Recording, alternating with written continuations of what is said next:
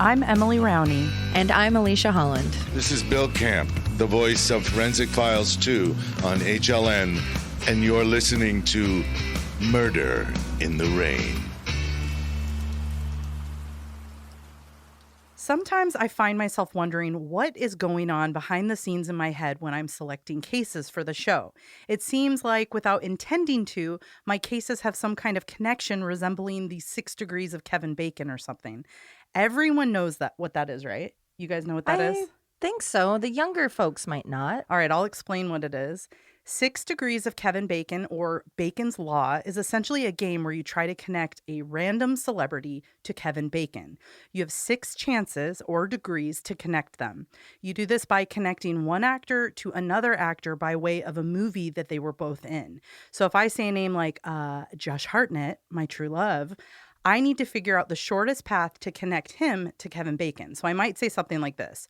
Josh Hartnett was in Pearl Harbor with Ben Affleck. Ben Affleck was in The Sum of All Fears with Morgan Freeman.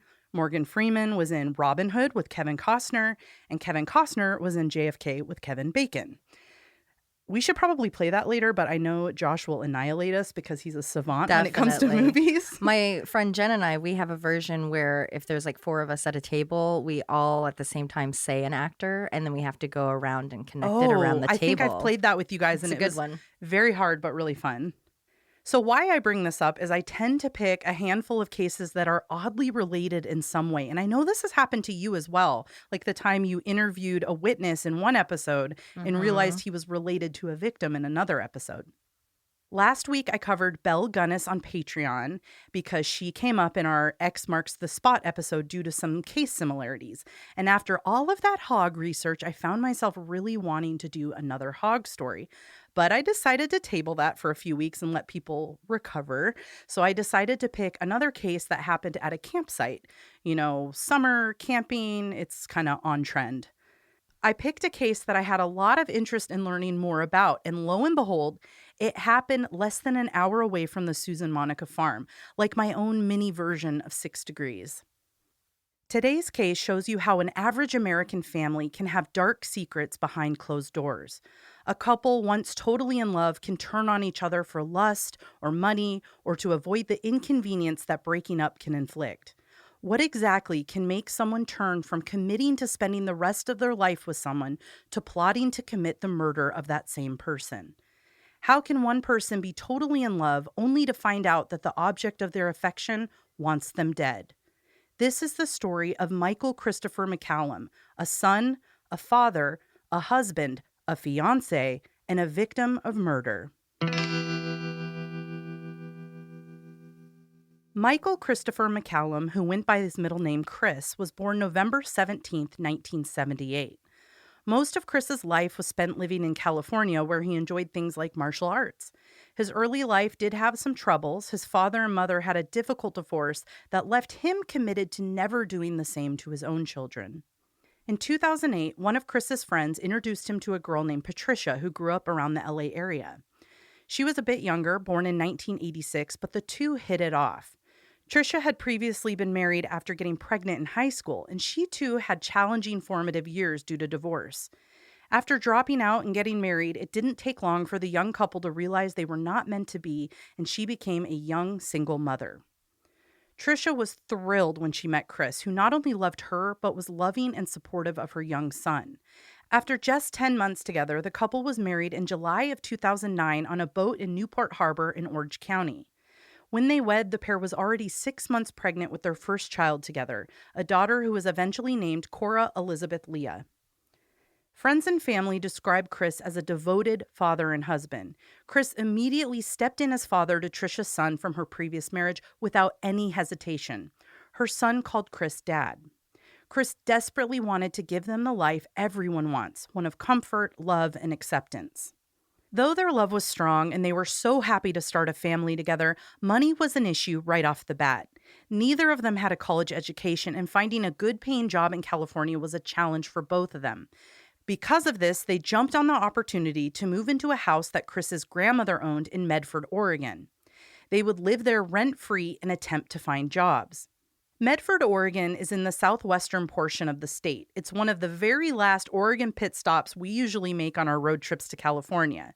The I-5 or Interstate 5 cuts right through the city, making it an easy stop to grab gas and load up on snacks.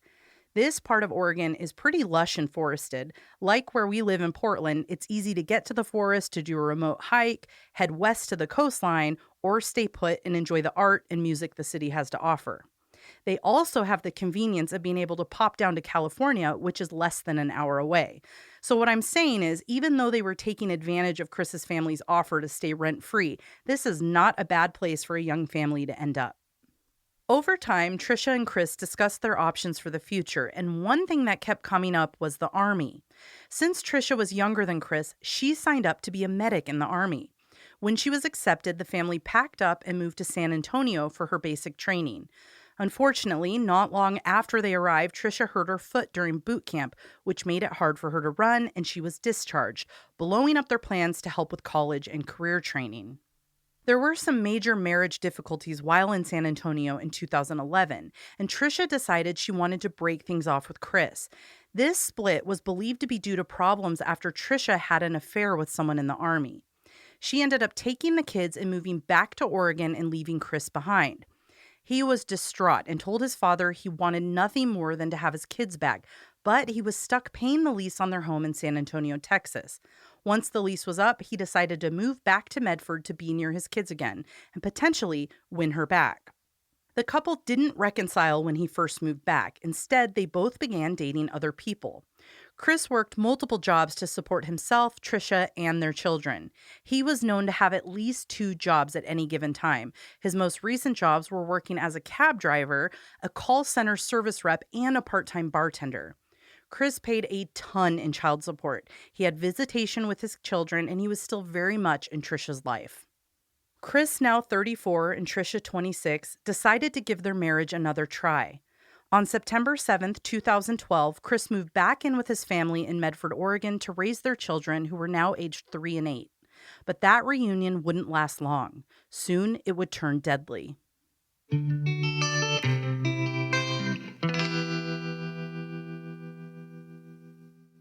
On November 19, 2012, Trisha Mccallum called police to tell them that her husband was missing and she wanted to file a report. She was eager to tell them everything she knew to get them to help locate him. According to Trisha, Chris went missing from their campsite Friday, November 16th. She said the whole family, including her, Chris, and their 2 children, went camping.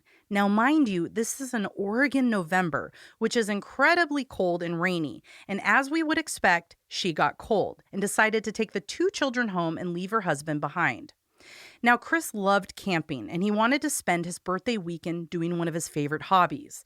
Trisha left Chris at the campsite with a tent, a sleeping bag, food, water, his wallet, his cell phone, and her .40 caliber handgun with 2 full magazines of ammunition. When she returned to the campsite around 10 a.m. the next day to pick him up, everything was packed up and Chris was gone. A deputy by the name of Biddle contacted 2 of Chris's employers and neither had heard from him.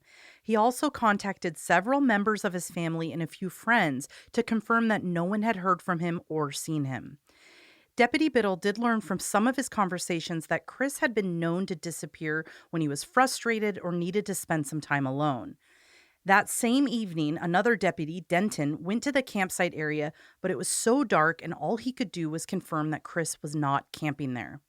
The next day, November 20th, several Medford officers followed Trisha's detailed directions to the Applegate campsite near the Oregon and California border to look for signs of Chris MacCallum. Immediately, they noticed some odd things around the site. Metal tent stakes were strewn on the ground, and a tent pole and some stakes were in the fire pit. As one investigator starts to walk around the perimeter of the site, he sees what appears to be a tarp or tent rolled up on itself, hanging over the edge of a steep embankment, or what you could call a cliff. It appeared to be much heavier than just a tarp or tent. Something was definitely wrapped up inside. He made his way down the embankment to get a better look and carefully moved some of the material. He immediately found 2 bullet casings and dried blood, which had him convinced that there was a body wrapped up inside. Go check out the picture on the blog. It definitely looks like the shape of a body. The investigator climbs back up the embankment to report to the team what he's found. Not only did he discover a potential body, but the team realizes there's going to be some difficulty not only retrieving it, but it just so happens to be over the border into Siskiyou County, California. The Siskiyou County Sheriff's Office needed to be contacted ASAP. After doing so, officers from Wairika planned to travel up to take over for the Oregon team since it was in their jurisdiction. Not only did they decide they needed a warrant to fully open the tent, but darkness was fast approaching, so they would need to wait until the next day to retrieve the tent and open it up to see what was inside. That evening, the Siskiyou officers contacted Trisha Mccallum to interview her. They go to her home and sit down, and what she tells them is a story that's quite a bit different from the original one that she told the Medford police. Again, she mentioned that Chris loved camping, no matter the weather, but that was about the only part of the story that remained the same. In this version, Trisha introduces a new person to the narrative, and this is the first time she's brought this person up to police. She explained that she, Chris, and her stepsister Amber Lubers had gone camping. Side note, so you have some context, Amber Lubers' mother had been married to Trisha Mccallum's father for over 20 years. So while they aren't blood related, they're pretty much sisters, and in addition, they're basically best friends. According to Trisha's current story, on Friday, November 16th, she and Chris ran a few errands, picked up Amber, and then the three of them stopped at the grocery store on the way to the campsite. Trisha had bought food and a bottle of alcohol for each of them. They then drive to the site and arrive around 2 p.m. After setting up camp, they walk to a nearby waterfall, take some photos, and then return to the campsite where they eat a meal of sandwiches and start drinking in the tent to keep warm as the temperature drops. It was very cold, so Trisha and Amber decided to leave and head back to Medford. Again, she leaves Chris with the camping gear, her handgun, and the magazine clip, this time noting that it was for protection, and then they drove home to Medford. They stop and pick up Jack in the Box and return home to watch the movie 27 Dresses.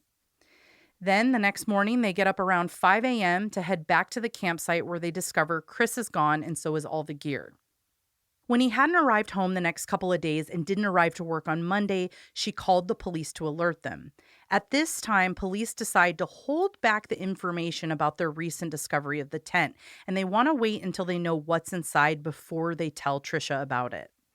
Their next step is to corroborate Trisha's story with her stepsister, Amber. Amber's story is exactly the same as Trisha's. They got cold, they packed up, they left Chris alone with the gun, got Jack in the Box, watched a movie, and went back the next day and discovered he wasn't there. They didn't panic at first, but by Monday, Trisha was really worried, so she called to report him missing. By this time, progress was being made at the crime scene. Not only were the tent poles discovered in the fire pit, but there were several shell casings around the campsite. Some were old, and some were fresh, and they happened to be the exact same caliber as Trisha's gun she left with Chris. More importantly, they had also retrieved the tent from 40 feet below, and it was very clear there was something or someone wrapped inside. The bundle was taken to the medical examiner to be unwrapped, which leads us to believe that they were very confident they would find a body inside, because typically they wouldn't do that. I have never heard of a case where they just sent a whole package of a person wrapped up to a medical examiner. Now, it could be because they couldn't be on site, because I've definitely seen cases where... Yeah, or maybe they needed to document how it was wrapped up before opening take photos and everything. And since they're out in the middle of nowhere, things are wet, it's cold, it might have been just That'd be like sending a suitcase that you found and it's like, there's no body in here, guys. There's just clothes. Yeah, well, that would be very embarrassing. Yeah. But I think they were pretty positive with all the blood. Yeah. When you see the photo... Oof. Yeah, it's I would obvious. assume that it was like there was something to do with how it was wrapped up that they wanted to preserve and document to make sure they had everything for the case, fingerprints and stuff. When the medical examiner removes the tent, they find a bloody blue sleeping bag, and inside are the remains of Chris MacCallum. He had been shot by 9 bullets. Since he was inside of his sleeping bag, the medical examiner was confident that he had been asleep when he was shot repeatedly. Chris's spinal cord had been severed and he had 2 bullets in his heart. Either of these injuries would have caused his death. Chris's case had moved from a missing person to homicide, and at this point in the investigation, both police departments are working on the case from two different angles. One possible scenario is it's the same assailant that struck a month prior. A man named Huey Hewson, a Medford cab driver for Valley Cab, was murdered and dumped in a field. Huey had picked up a fare at Howie's in downtown Medford. His dispatcher tried to contact him several times after he picked up the fare, but was unable to speak with him, so she eventually notified police. Later that night, Huey's cab was located downtown and the interior was covered in blood. Police were pretty certain Huey had been gravely injured, likely by someone who was local and knew the area well, as his cab was abandoned in an unusual area that's a bit run down and not a place you would want to be alone late at night. The next morning, Huey's body was discovered in a field near Hilo Drive. Huey had been shot several times. The killer had taken the car, Huey's money, and took off. The bar that Huey had last stopped at did have surveillance, and in the video, there was a white male, but he was never identified. They had been on the case for over a month with no leads, and now another Medford cab driver was dead from multiple gunshot wounds. Even more suspicious, like Chris, Huey had been murdered on his birthday. The Medford police continued to investigate this possible lead while keeping the Siskiyou County Police informed. That is a very creepy coincidence. It really is. So Huey was killed on his birthday. Chris, we're not totally sure because the medical examiner couldn't say exactly the time frame that he was killed, but it was his birthday weekend. Yeah. So you can infer that information. Has that been something? I feel like I've heard of that before, that with serial killers, they've looked at that before as like, oh, I think it was Son of Sam. Well, any serial killer could have their own MO, and that could easily be one of them. Yeah. I think there was that other Zodiac killer, and it turned out that it was like on their birth It was the month, sign, yeah. but it was I think it was completely coincidental. Yes, that's right. Yeah, so I'm curious if that's the but case, imagine but if a killer had a job at, say, the DMV or something, like you would have access to birthday information. So be like, ooh, I'm feeling like going on a killing. Who's got a birthday have the this Medford weekend? Police like almost excited, like, hey, maybe we can close both of these cases. Yeah, we've got a connection. Oof. Meanwhile, now that we have officially identified the body of Chris MacCallum and his death is now deemed a homicide, police move to inform his wife Trisha and request to search her home. Trisha allows them to search the house without any complaints. One of the first things officers notice is that in the washer, there are 2 sleeping bags, and yet all the clothes are on the floor. One investigator found this to be really odd behavior, and he believed normal behavior would be to first wash the clothing before the sleeping bags. And if you're part of my household, you don't wash the sleeping bags. I'm trying to remember the last time unless you sleep like on the beach and it gets sandy and gross. I can't even remember ever. Like I just buy new ones every couple of years. Even more foreboding, Chris's wallet was located in the master bedroom. Now, this was interesting because Trisha had told police in her earlier statement that Chris had his wallet with him when she left him at the campsite. When confronted about this, Trisha claimed that it was an innocent mistake. She had thought she left it with him, but her daughter had later found it in the car. During the search, police find a receipt in Trisha's purse for Jack in the Box. This does give her story some validity as the receipt backs up the timeline she gave to police in both of her earlier statements. While they're at the house, officers tell Trisha that they located the tent and her husband was found dead inside. The officer noted that her response to this information was pretty standard. She was very upset that her husband was dead. But the officer also caught something that gave him pause. She asked if he died due to an animal attack, and then went on to say maybe he was attacked by an animal in the tent, causing him to get rolled up in it. Now, this was weird because they didn't give her the information on the tent being rolled up. Maybe that was inferred, or maybe she knew more than she was saying. The investigation moved to her vehicle, but that search yielded no blood or gunshot residue. So at this point, despite a few little things here and there, Trisha isn't looking like she's hiding any information. As it's an open homicide investigation, police do take the MacCullum's computer and cell phones for further investigation. You know what vibes I'm getting from this story? What are you getting? Jodi Arias. Interesting. She got busted because of the washing machine, and it was her partner who was shot. I don't know. That's interesting. I'm feeling some Arias vibes. The computer gives us some interesting findings. As I mentioned earlier, Chris and Trisha had previously separated, and during that time, they both dated other people. However, it seemed Trisha's dating life was a little spicier than Chris's. While apart, Chris met a woman named Samantha Adams. Their relationship was pretty serious. The two had met after Chris returned to Medford, and by February 29th of 2012, Samantha had proposed to Chris. She said to him that when he was ready, she was ready to be his wife. Now, while they were very much in love, a few months later, Samantha broke off their engagement because she thought Chris needed to resolve things with Trisha. Now, that makes sense because he wasn't yet divorced. So he was in this weird limbo with his ex-wife, and she knew how important his kids were for him. So he was just really unhappy not living with his children. So I think Samantha could see, like, this is going to forever be a problem. So I need to get in front of it by, like, saying, go deal with it.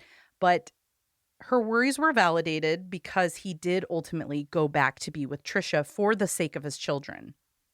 Now, Trisha dated too, and she had quite the internet history. While she was apart from Chris, she was frequenting dating and fetish websites like Sugar Daddy. Police found that she was seeking a specific kind of relationship where she was the submissive in a BDSM relationship. It was on the Sugar Daddy website that she met a man named Jeremiah Hill. So now police have yet another scenario to investigate. Is Chris dead because Trisha and her boyfriend wanted him out of the way? They learned from both the computer and the interviews with Jeremiah Hill that even though Chris broke things off with Samantha, it seemed Trisha may have kept her relationship with Jeremiah. The pair were in a dominant, submissive BDSM relationship where Jeremiah would tie her up or bind Trisha during sex. He would also have her wear a dog collar when they were together.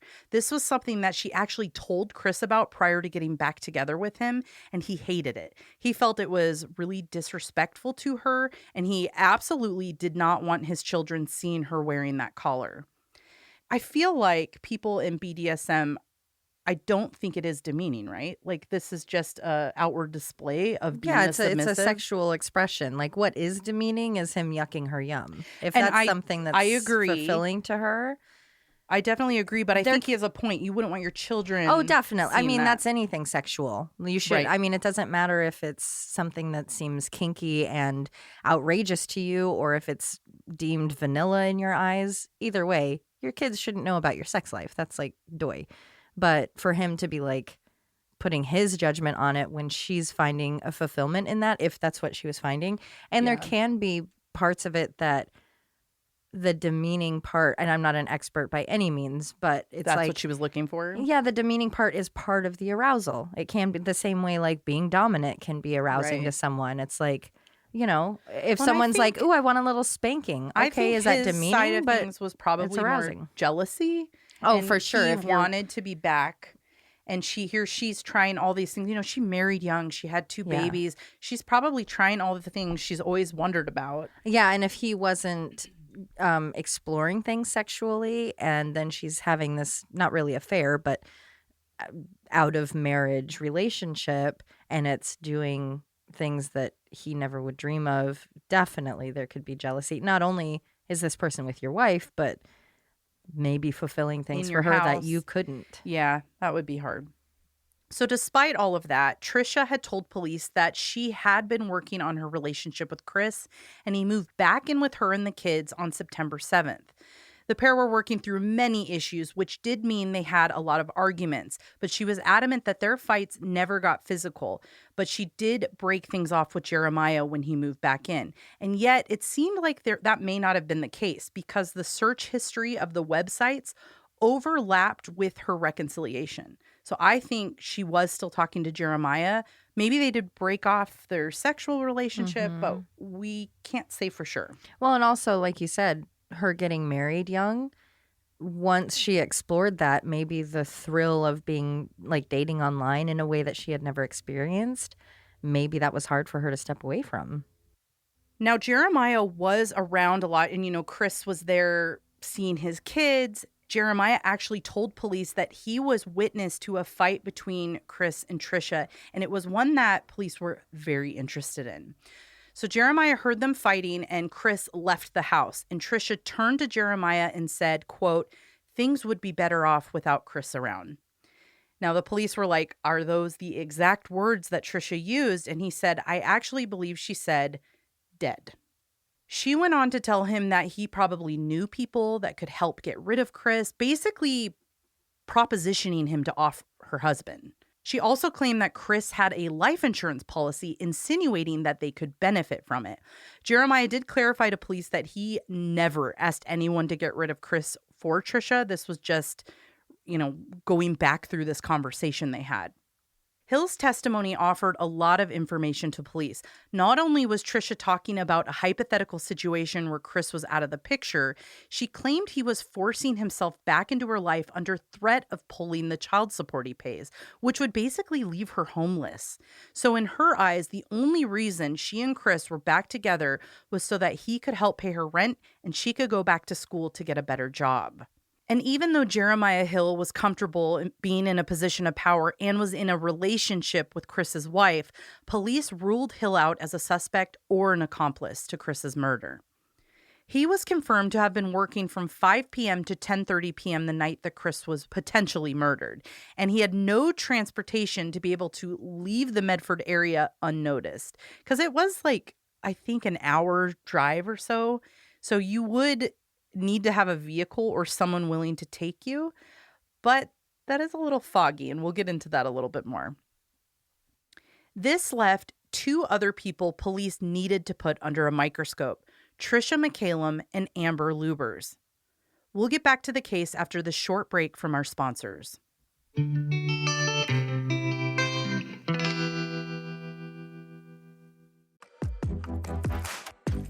It's summertime and I'm ready to rest, relax, and catch some rays. Well, don't forget your sunscreen. Of course I won't. I also won't forget my Kefla Organics CBD. Good plan.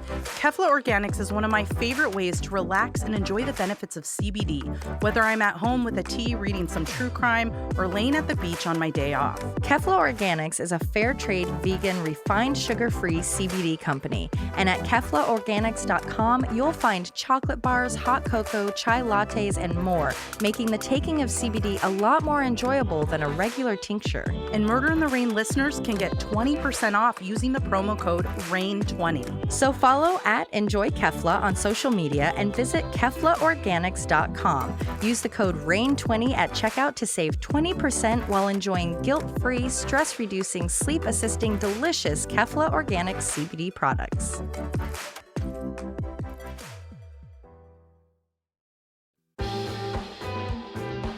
No matter the occasion, you should be buying your friends and family cards. Snail mail is back, baby. That's right. And nothing says I'm a good friend like sending a card from 420cards.com. Hells yeah. 420cards.com, that's cards with a Z, offers affordable, funny cards with a special little holder for the pre-roll of your choice. Obviously, you have to provide the party favors, wink wink, and there are laws about mailing it, but there's no better way to share the love with your buds. So visit 420cards.com, that's cards with a Z, and use the code RAIN20 at checkout for a 20% discount. Make sure your friend's summer isn't a bummer with 420 cards. Baby, yeah. Now that the focus was on Trisha Mccallum, the discrepancies in her stories were becoming more of a red flag. First, she claimed she was at the campsite with Chris and her children. Then she claimed she was there with her stepsister and Chris. Police decide to take a look at the only surveillance camera in the area. Basically, this camera is pointed at the main road near the campsite, and it would catch any traffic going to or from the area. So basically, if you're there, you would have your car seen. And police mentioned that during the investigation, all the times they went back and forth, they never saw another car on this road. So it would have been very easy to spot a car in the surveillance video. And they found no car went back the morning that she claimed she went to pick Chris up from the campsite. Around this time, Medford police are finding no links between Chris's murder and the other cab driver's murder in the area. It seems like it was just a coincidence that they were both cab drivers shot to death on their birthday. So they are officially back down to a single scenario, that Trisha Mccallum likely had involvement in her husband's murder. And if she was involved, that means her stepsister Amber Lubers probably was too. On December 7th, 2012, Trisha Mccallum and Amber Lubers were both arrested. Police decide to focus their interview attention on Amber because she seems fragile, which is a good indication that someone might talk. She came off as shy, timid, and someone who you might deem a follower. And because of that, they knew she could be a huge asset in their investigation. Police decide to offer Amber immunity. Now, this is in return for information on Trisha. The terms are pretty good. She would be pleading guilty for an accessory to murder after the fact, which carries a sentence of about 2 years. I think it's like 3 years max. So they tell her the alternative is, you don't agree to this, we're going to file charges for first-degree murder against you. And, she's kind of scared, but they flat out say, we clearly have enough to file those charges. You're here. You're in this room with me. We were planning on going camping. It was for his birthday. He really did want to go. He was really excited. Obviously, we're both terrified. Terrified of getting caught. We were trying to think of alibis and stuff like that, and I kept mentioning my kids and what was going to happen to them.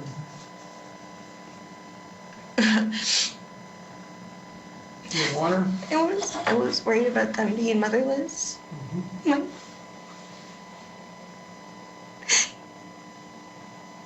They were the reason why I couldn't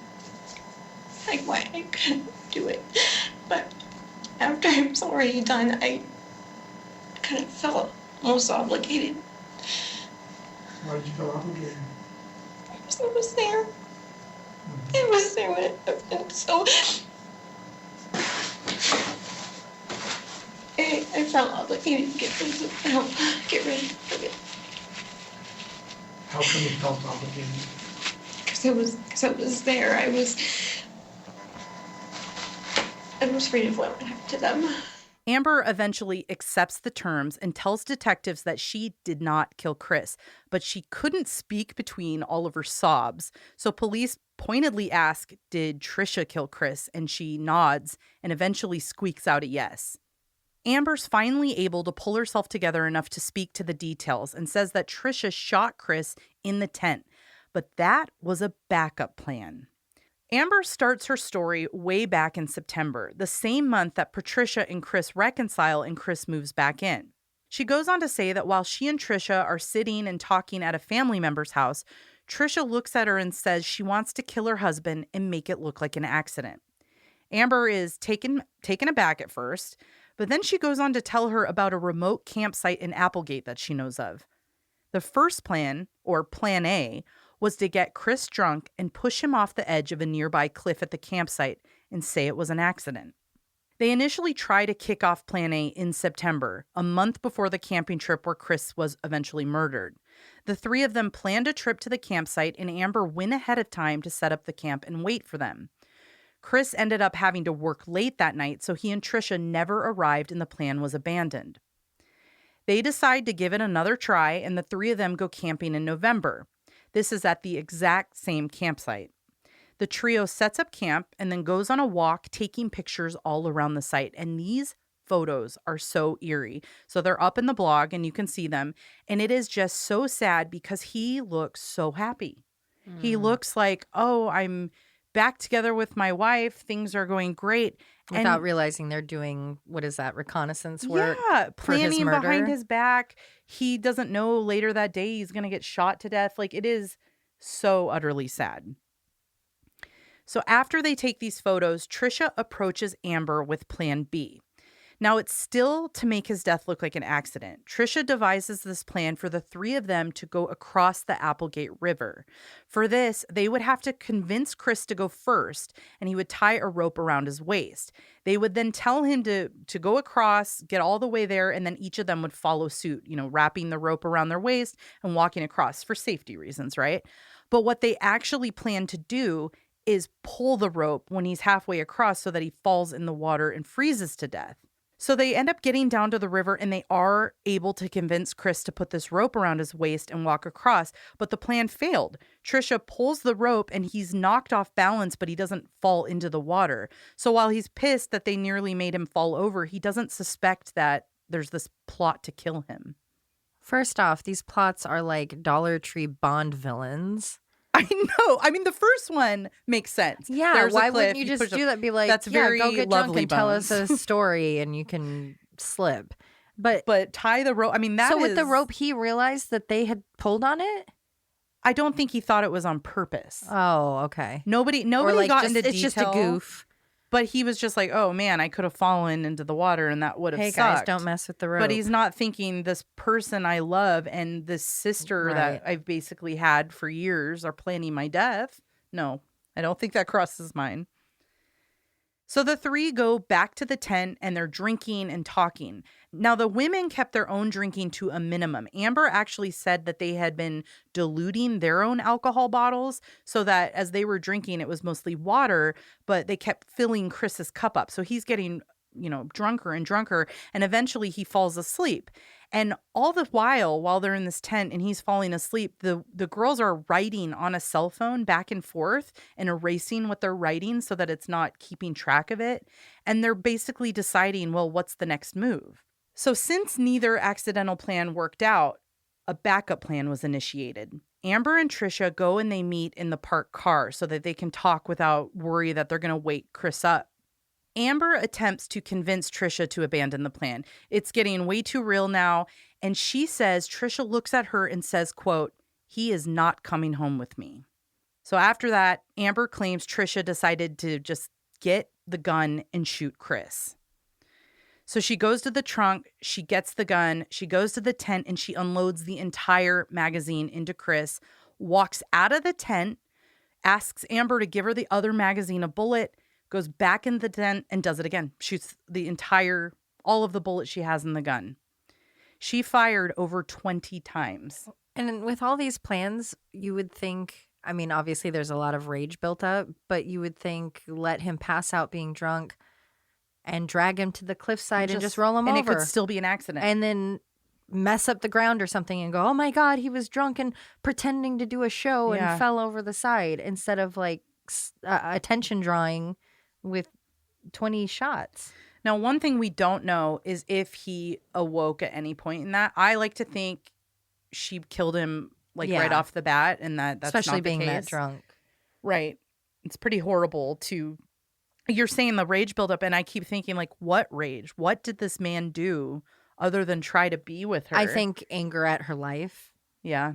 Like, because of you, I got knocked up and, I didn't get to go through the army and I didn't get to live a free life. And Blaming I got stuck things on Yeah, him. so he was the tangible outcome of the life that left her unfulfilled. So after she murdered him, she goes back to the car and gets Amber to help her. And they take the poles out of the tent. They roll the tent up with Chris still inside, and they try to pull him to the car so that they can put him in the trunk and drive him elsewhere. But he was too heavy. So that's when they decided to just drag him to the edge of the cliff and push him over. Now, Amber says after that, she believed Trisha took the gun and got rid of it under the waterfall, like threw it into the water underneath the waterfall. Now, as Amber's telling this story, Trisha still refuses to talk to police, but Amber's testimony is more than enough for the DA. She goes on to testify in a preliminary hearing, and it shocks the entire family. I mean, for 2 months, Trisha plotted to kill her husband with her stepsister, and the stepsister didn't try to stop her until she claims at the very end.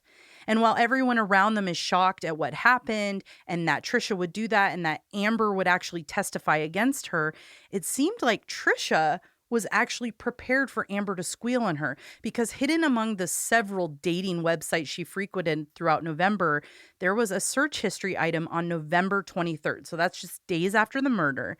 And it is, quote, "How to mark a snitch or burn mark on a face to mark a snitch." So it's like she saw it coming. Amber ends up going to trial and pleading guilty to accessory to murder after the fact in 2013.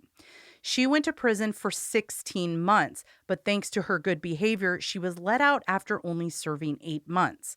And when she got out, Trisha was still waiting her trial. I think she went into trial that very month. So she had already gone in, done her time, come out, See and you now later, which is even more damning because if I'm on the jury and you're coming out of your sentence, so and still so sticking to your you've not story. only been found guilty or had enough evidence to prove your guilt to where you would take a plea deal, so you had that against you, and now you've served your time. You're not getting any benefit from this. Exactly. Lock her up, I say. In November of 2013, Trisha Mccallum went to trial for the first-degree murder of her husband. The case appeared to be pretty solid with an eyewitness who had already done time for her part, even though most would say she probably should have done more. She still did it. Her story did not change. But defense focused on a number of things, and primarily they were trying to cast a doubt by targeting the witness testimony. So it was not only Amber, it was also Jeremiah.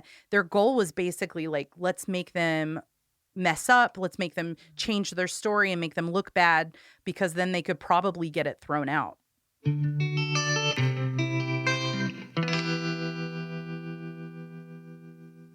The first time we see this is when Amber claims that the gun and the clips were thrown into the nearby waterfall area. So the defense is poking holes in this because they actually searched that area pretty thoroughly and weren't able to ever find a weapon or the magazines. So this is like a twofold argument here. One, you're poking holes in her testimony and making her look bad, like maybe she was lying. And two, it is harder to win a murder case when you don't have a weapon. So they were like, oh, maybe this will get us a win here. Yeah. It also worked in their favor that the medical examiner couldn't be super clear on the time of death. They couldn't prove the exact date or time frame, which gave a bit of room for Trisha's lawyers to claim that the shooting happened after her and Amber left the campsite, and maybe that someone else had done it. There was also no official evidence to support that Trisha had committed this murder. There were no traces of blood, no gun, no fibers found on her or in her house or her car. The case simply relied on testimony. Now, that may be true. However, Trisha's computer and cell phone held secrets like Gretchen Wiener's hair, and that information could help fill some of those gaps that you're questioning in prosecution. Like things, what's the motive, right? That's probably the one unclear thing for people. It's really easy when you can say, oh, they had a bank account of $1 million. It was money related. They kind of had a little bit of one, right? So we knew there was conversations with Jeremiah that she was looking for a payout from insurance. He actually didn't have life insurance. There were some other payments she could have received that her and her daughter would have benefited from, but that wasn't super strong. So they actually read some texts in court to kind of help build their motive. So the prosecutor paraphrased texts like this one from Chris to Patricia, and it said, quote, "Are you going to live this marriage or not? You run into huge financial crisis. You begin to tell me you love me. Except the day before I pay bills, you're with another guy." So the prosecution stated that this showed motive for Chris's murder. They claimed Trisha was experiencing financial problems and needed money. But Chris basically told her, to get this money, you have to have me too. So while this is a little bit more of a weak motive, it's still a motive. I know motives are helpful in murder cases, but you don't always have them. You don't always have them. And also, people have killed for the pettiest things. I mean, you could look and say she was in a more fulfilling or happier relationship with this new guy, and that alone is motive. Is motive to get him out of the way. Yeah. Yeah, and I agree. And I think it is also lining up from what Amber's saying, what Jeremiah's saying, and in the text from Chris. So at least it's a clear storyline. It's like, you can be fed up. That's a motive. So while the defense team called no witnesses to the stand, prosecution called both Amber Lubers and Jeremiah Hill. Jeremiah told the court about his and Trisha's BDSM lifestyle and everything he had told police that she said about trying to solicit help murdering her husband. Amber went back through all of the testimony she had previously given about what happened the night of Chris's murder. The case overall really hinged on the validity of the stepsister Amber Lubers. This was very damaging eyewitness testimony. Now, like I said before, the defense team spent the majority of the time focused on picking apart witness testimony, the goal being to make Amber in particular appear to be unreliable. If the jury didn't buy her account of that night, the prosecution wouldn't have a case and it would result in an acquittal. But just in case, they also pointed fingers at Jeremiah Hill, who had inconsistencies in his testimony. Now, this was in regards to how him and Trisha broke up. There were questions here because one story was they didn't break up. Another one was he broke it off because he wanted to respect her children. And another was she broke it off because she just didn't want to be with anyone. But they also suggested that police should have considered him a suspect. He was off work just after 10 p.m., so that means he could have had enough time to get to the campsite and do it. But investigators were like, no, he has an alibi. It checks out. He has no car. But defense, and I will give them this one, they were like, you didn't even bother to check his phone records. Oh, so how yeah, can that be thorough? You need to totally exclude a suspect by Right. doing You all can't of just, those things. Oh, he doesn't have a car. Okay, he couldn't have done it. Because not only does that remove them without a doubt, it makes the other case stronger. Well, also, he could have been an accessory. He could have helped her Yeah. plan it and not been there at all. Yeah. So I do agree with them on that point. If all of that scrambling wasn't enough, the defense also went on to claim that Chris and Trisha had a BDSM relationship as well.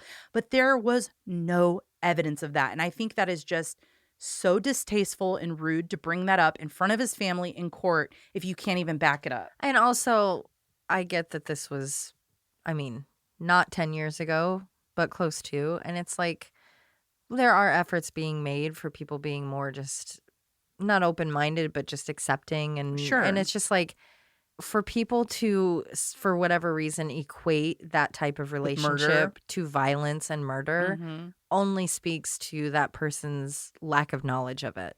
Because it's like, Yeah.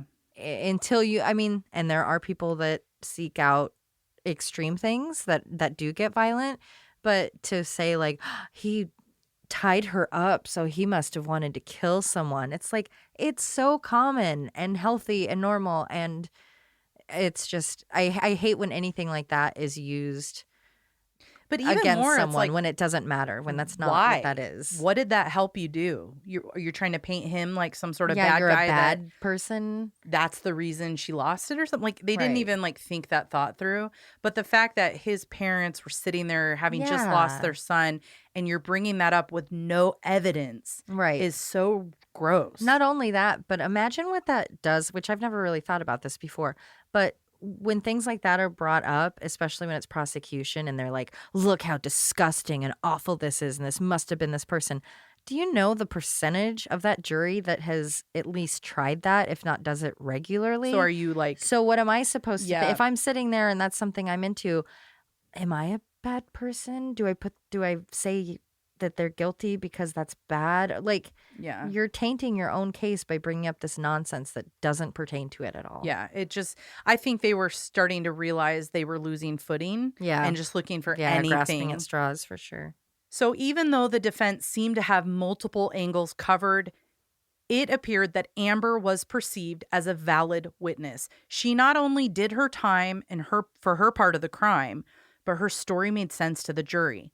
Roughly a month later, on December 16th, 2013, after only 2 hours of deliberation, the jury came back to court with a verdict. Trisha Mccallum was guilty of first-degree murder, and she was shocked by this. She absolutely thought she was going to be innocent. After the initial conviction, Trisha appealed. Her legal team cited that the deal that Amber got from the police was not valid. They argued that they didn't follow California law.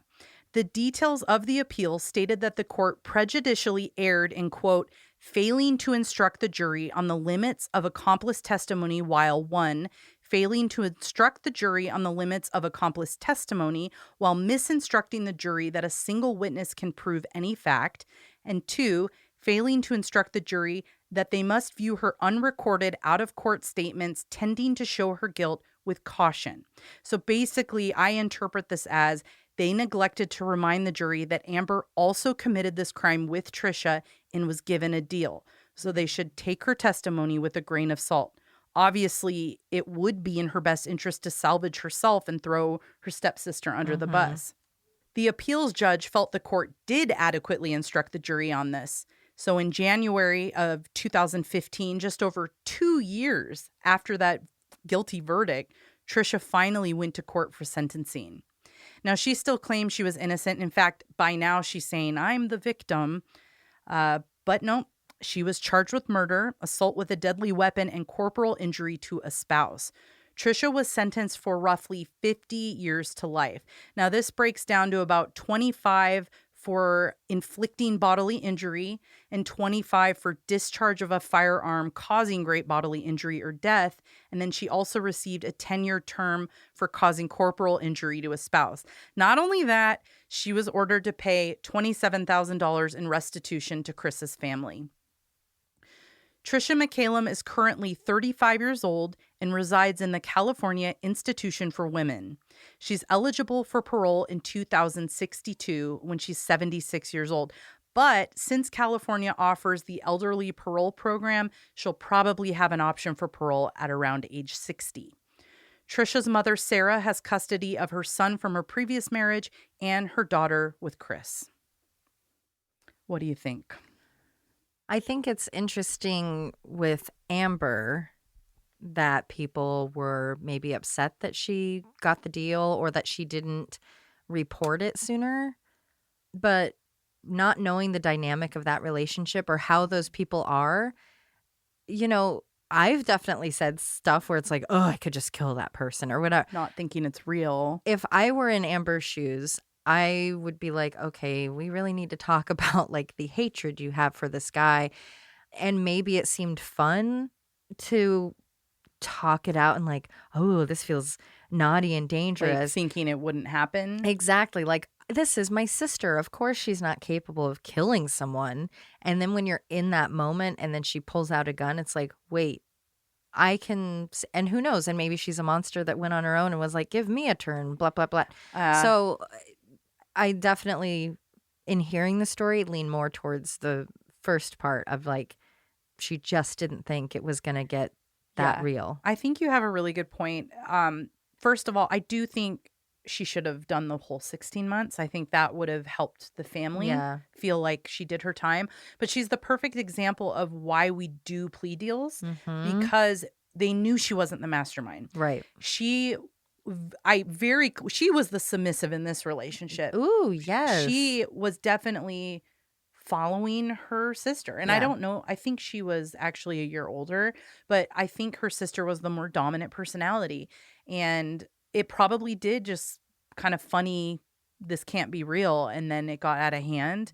And maybe that's when she finally did step in. But yeah, I think it would have been easier for everyone to accept if she did the full time. But at the same time, because of her, this was a open and shut case. Yeah. And that'd be hard too of, when do you call the cops? Yeah. You know, if you made an offhand comment about someone, I wouldn't think you'd do anything. So I wouldn't call anyone. And then maybe it gets more serious, but it's like she's just stressed or she's worried about money or she just hates this guy. Yeah. What do I tell the cops? I mean, you can't get, you know, all these stories we do, you can't get cops to come if someone's like actively beating you. I think for me, it would have been real when we actually get to the campsite, though. Like for her to go there first and wait for them made me wonder if she was a little bit more in on it than she says. Right. Yeah, which is totally possible. Maybe she was like, hell yeah, I get to kill somebody. Yeah. I mean, you have no idea. It's so hard to say, but we do have a clip of her interrogation, and I think it'd be cool if Josh could put that in. I put it in the script, but hopefully we can, because you can get a feel for how just she was a hot mess. You could tell immediate guilt. She was guilty, but I talked to someone about this case. I think they said they knew someone who is in jail with her or something, and they didn't think there was regret. But I don't know. She looks very genuinely regretful. Right. But, you know, people surprise us every day. Yeah. People hide things. Yeah. There's just no telling. And also, and I kept forgetting how young she was. 26 and sorry. 27. What was the wife's name? Tiffany? Trisha.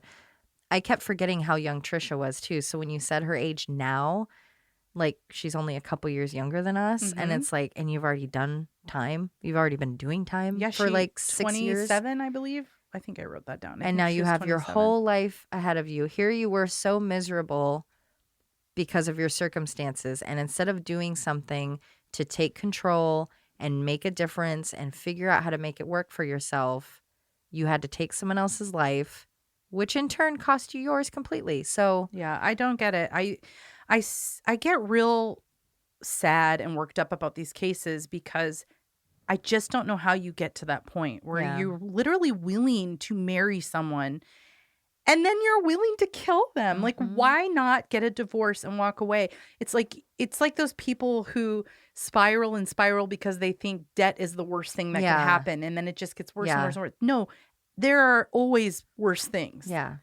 But to kill someone, to get them out of your life so you could either be the only parent or not have to, not share custody or Right. not have to deal with him anymore, it's just baffling to me. Mhm.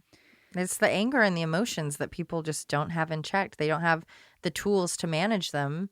And so when you're angry at your life because you rolled your ankle and you can't be in the army and you couldn't get in school because you got pregnant and when all of that adds up and you don't have the tools to process it, you have to put it somewhere. And she Yeah. put it on him. And so it just festered and became, I'm sure in her eyes, just became this monster of a person that she hated. He represented everything that was wrong in her Which life. is so sad. He just looks like the happiest, sweetest person. Right. Literally do anything for his children, like break himself working hour after hour. It's so terrible. Yeah. And not that there should ever be a murder that Right. is- Even a shitty person. had a point, but to be so upset about money and opportunity and all of those things and then kill the person who's bringing you your only source of income. It's That is like weird. that just shows how much hate she had for him. Yeah. It wasn't even worth a little bit of help with the bills. Which or- makes those photos of his last day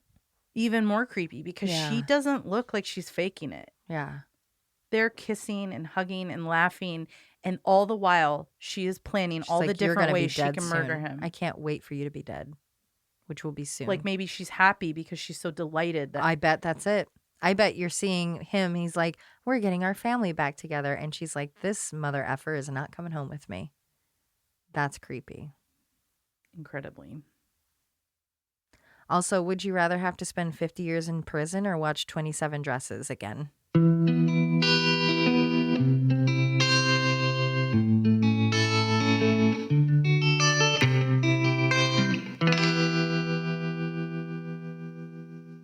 Did you get the clue in there? I'm really excited. No. A husband and a fiance. Oh! On a boat in Newport Harbor. Oh my God, my screen went out of motherfucker. Neither of them had a college education, and finding a good. A deputy by the name of Biddle contacted. Yes. There's a T in there. What? Deputy. I did? Yeah. I'm a local deputy. Deputy. A deputy by I the name. wish we had a really fancy setup that To play back really Sometimes we quick. can play that back. Oh yeah, it's a deputy. Deputy. I didn't even notice. Usually I notice. I didn't even notice. I done never noticed. I said deputy. went to school to be Deputy. But it just so happens to be over the border into Siskiyou County, California. Did I say that right? Yes. Okay. Yeah, okay. The Siskiyou... Quite a bit different from the original one. She told the... Oh my God. It's like I've never spoken a word in my life. Oh my God. My sentence doesn't even make sense. He could have died due to either, and either of these injuries would have caused his death. It's a little redundant. I think I must have rewrote it and didn't erase it all. Good day to you, and to you I wish a good day to you. Good morning. In the news this morning. Good morning. Oh, I haven't said that part yet. Spoiler alert. Okay. Oh my God. Okay. Here we go. It's getting good. Emily, come on. You have your porn tabs open, you little weirdo? No, it's the goddamn keyboard pops up and then Oh. you can't, it takes up half keyboard. the screen. Don't you mock my squeaks. I will. A man named Huey Hewson, a Medford cab driver for Valley Crab. What? Have we gone into cartoon land now with Huey Houston who drove a crab? Ma'am? It was part of SpongeBob SquarePants? Oh my God. Huey Houston here, your local crab driver. Can we request one of our artist friends to make a taxi crab, please? Yeah. Thank you.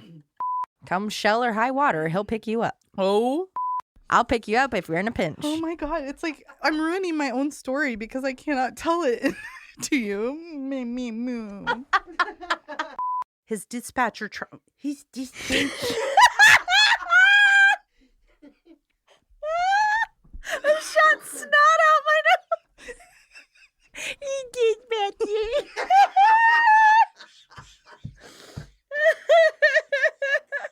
His dispatcher was a lobster. My God. That's a very creepy coincidence. Super creepy. Oh, I'm sorry. We're actually recording.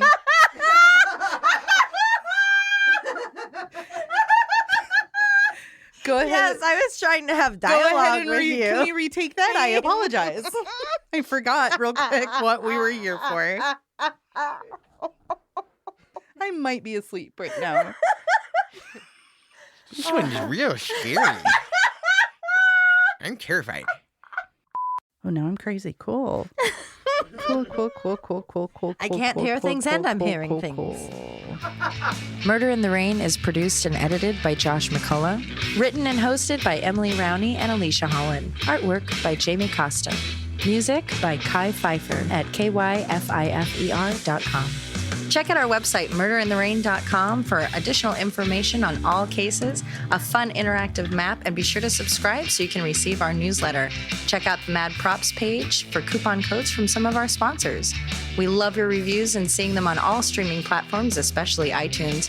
And check us out on Facebook, Instagram, and Twitter. And suck my balls. Please put that in.